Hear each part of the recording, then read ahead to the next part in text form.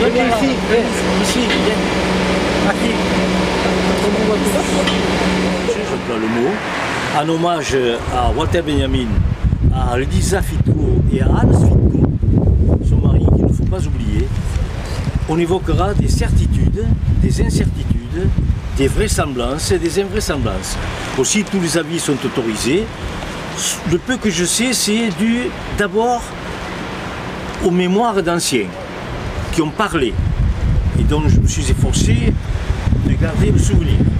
Mais tous ces anciens ont disparu. Rien n'a été écrit à cette époque par ces anciens-là, ces anciens Bagnolais. Ensuite, par des lectures que j'ai effectuées. Certaines très plaisantes, d'autres un peu difficiles, parce que, à mon avis, tout n'est pas réel.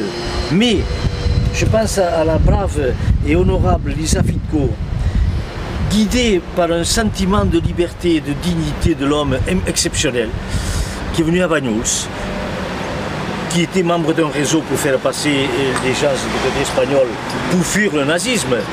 Considérons qu'à cette époque-là, Banyuls n'était pas occupé. Il n'y avait pas l'occupation encore. Donc, le bureau du maire était là. Dans certains écrits, on raconte que depuis son bureau, le maire a montré le chemin par où il devait passer. C'est impossible. Pourquoi? Parce qu'on ne voit pas la montagne du bureau.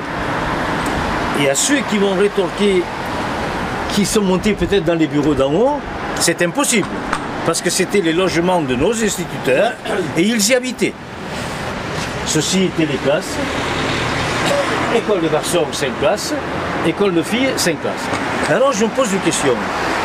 En hommage à ce brave monsieur Azéma, qui était un brave homme, c'était un humaniste, il rendait des services à tout le monde, c'était un maire comme autrefois, je pense, encore que certains actuels sont comme lui. Je veux dire que Vincent Azéma a fait beaucoup de bien à la commune, c'est ce que je pense, et dans le gène des Bagnoulins, c'est l'impression qu'ils en ont gardé. Eh bien, il a sauvé la vie à beaucoup de personnes, Vincent Azéma. Non seulement en faisant passer des gens à l'Espagne, mais lors de l'occupation allemande, après, il était toujours maire, il connaissait plus ou moins les gens qui allaient être arrêtés dans les 2 jours qui suivaient, et il les prévenait, et eux partaient. Donc voilà, c'était pendant l'époque allemande. Donc nous gardons, nous Bagnoulins, un bon souvenir de M. Azéma, ancien maire de Banyuls. C'est l'endroit où habitait Madame Fitko. Elle est venue de Port-Vendre et elle est venue ici. Elle habitait ici, temporairement. Elle avait aussi une maison à Port-Vendre puisqu'elle est venue de Port-Vendre avec Walter Benjamin et les Gurlans à pied, ici. Ensuite, elle se chargeait de faire passer tous ceux qui voulaient passer la frontière, mais la nuit, ces gens-là habitaient ici, à l'hôtel Le Roussillonnais. Mais dans cet hôtel, les futurs candidats au passage, eh bien, passaient la nuit. Donc, Madame Gurlan et son fils ont passé la nuit ici. Et Madame Fitko, le lendemain matin, à mes yeux, surtout Hans Fitko, mais parce qu'on l'oublie souvent, mais bon, ils sont passés, salut Alice, ils sont passés soit par là, le lendemain matin, quand les Gurlan et Fitko sont partis, oui, eux sont passés par là. Mais l'après-midi du jour où ils sont allés, la veille, où ils sont allés reconnaître le chemin, il y a 2 hypothèses. Où ils sont passés par là, ou ils sont passés par l'autre chemin. C'était là. Et on la retrouve ici, l'hôtel Roussillonnais ici, et la maison Vantajou, c'est celle-ci. C'était à l'époque. Nul n'empêche de croire que quand ils sont passés, ils ont senti cette odeur-là. C'était en pleine vendange. Et les vendanges, elles n'avaient pas lieu en octobre avant? Non, mais ils continuent en octobre. D'abord que tout ceci, c'était des jardins à cette époque-là, qu'il n'y avait pas de maison, et que l'autre possibilité de chemin, qu'on appelle la digue, qu'ils ont emprunté peut-être l'après-midi pour aller reconnaître le chemin, eh bien on va y aller si vous êtes d'accord. Sachez qu'ils ont continué comme ça jusqu'au pont du chemin de fer. Ils avaient intérêt d'ailleurs à ne pas trop se faire voir, de ne pas passer dans les lieux habités et plus ou moins s'habiller en vigneron. Passage, profitons de l'occasion pour voir une chapelle romane datant de entre 1330 et 1350 qui est transformé en habitation. L'intérieur est bien conservé. Et dessous, derrière, dans la cour du presbytère, il y a encore un vieux moulin à huile qui a fonctionné pendant l'occupation. C'était le dernier moment où il a fonctionné. Le chemin que nous empruntions pour aller à l'école, le chemin qu'a peut-être emprunté Walter Benjamin et la famille Gurlan et les Fitco pour aller reconnaître le chemin qu'ils empruntaient le lendemain. Ça n'existait pas. C'était le puits d'Elmas. On va passer par là. Et en arrière-plan, vous avez la tour Caroche, comme on dit ici. Là où vous voyez la double bosse. 1913. Ici, vous avez une... voilà. Ça, c'est antérieur. Hein. Celui-là est le vieux pont et le nouveau pont est plus récent. Et là, vous avez une fontaine qui est ici. Là. Voilà. Premier dilemme. Première hypothèse. Est-ce qu'il est passé par là ou est-ce qu'il est passé par là?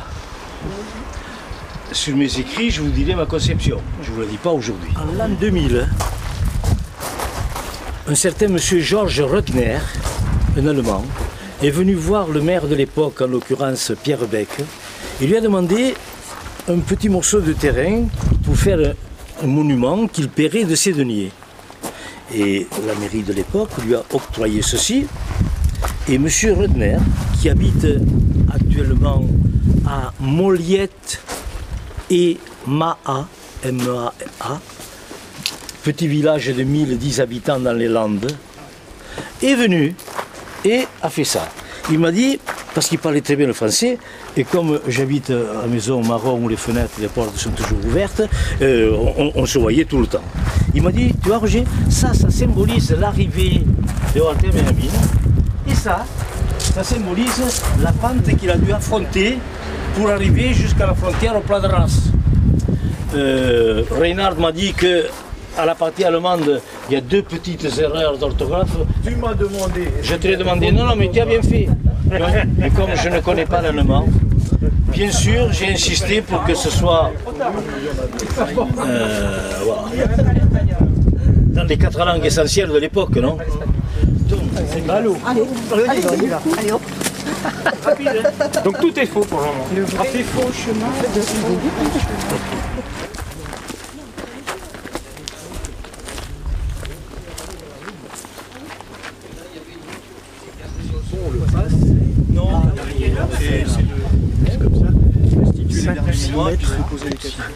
Est-il passé là? Oui. Encore que le chemin était là. Là. Le chemin était là. On n'est pas obligé d'y passer. Hein. Mais il est passé là. Le chemin était là. Il continuait. Bon, regardez. A-t-il vu ces paysages? Oui. Parce que rien n'a changé. Ces murettes et ces rigoles sont multiséculaires. Donc il a vu ça, oui, bien sûr. Les oliveraies, il ne les a pas vus comme ça. Parce qu'à l'époque, elles étaient entretenues. Depuis 1956, le gel les a tous tués. Donc, ce sont des oulastres. Oulastres, ceux qui font des petites...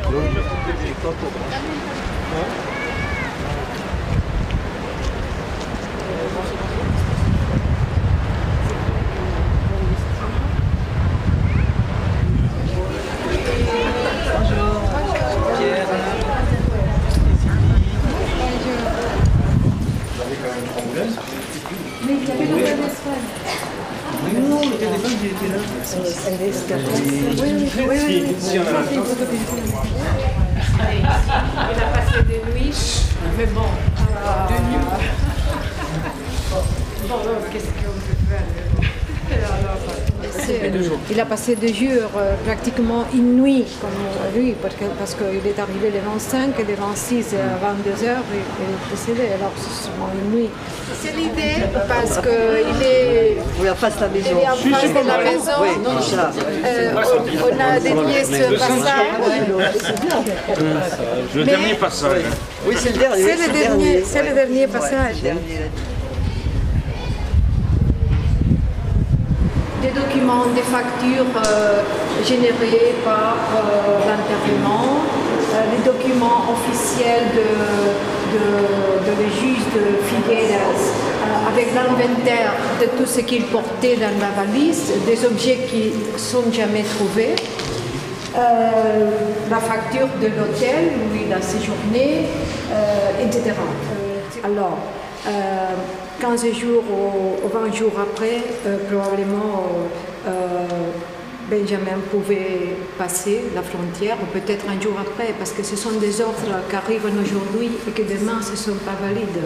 Alors ça, c'était le problème de Benjamin, qui était quelqu'un très saturnien.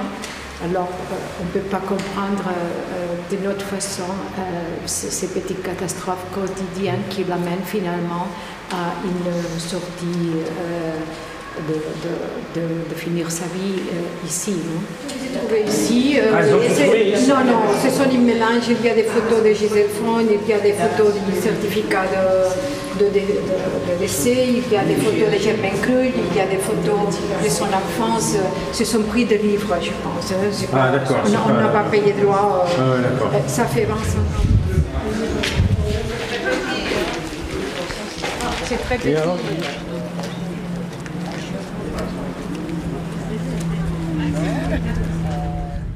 Walter Benjamin à Théodore Adorno, Lourdes, 2 août 1940. Mon cher Teddy, non, il ne m'est réellement pas facile de rédiger une lettre. La complète incertitude quant à ce que le prochain jour, la prochaine heure va apporter domine mon existence depuis bien des semaines. Je suis condamnée à lire chaque journal, ils ne paraissent plus ici que sur une feuille, tel un arrêt dont je serai le destinataire, et à entendre dans chaque émission de radio la voix du messager de malheur. Ma crainte est que le temps dont nous disposons pourrait bien être beaucoup plus restreint que nous ne le supposions. J'espère que je vous ai jusqu'à présent donné l'impression de conserver mon calme, même dans des instants difficiles. Ne croyez pas qu'il y ait eu de changement. Mais je ne peux pas dissimuler le caractère périlleux de la situation. Je crains qu'il ne faille un jour compter ceux qui ont pu en échapper. Ce grillage qu'il a trouvé déjà ici. Alors, il a dit, bon, j'ai construit une plateforme pour avoir chacun, individuellement, des affections personnelles. Alors, si je m'assise ici, je peux écouter les oiseaux, écouter les ventes, écouter les trains quand ils passent. Je vois la liberté, je vois l'horizon. C'est notre position.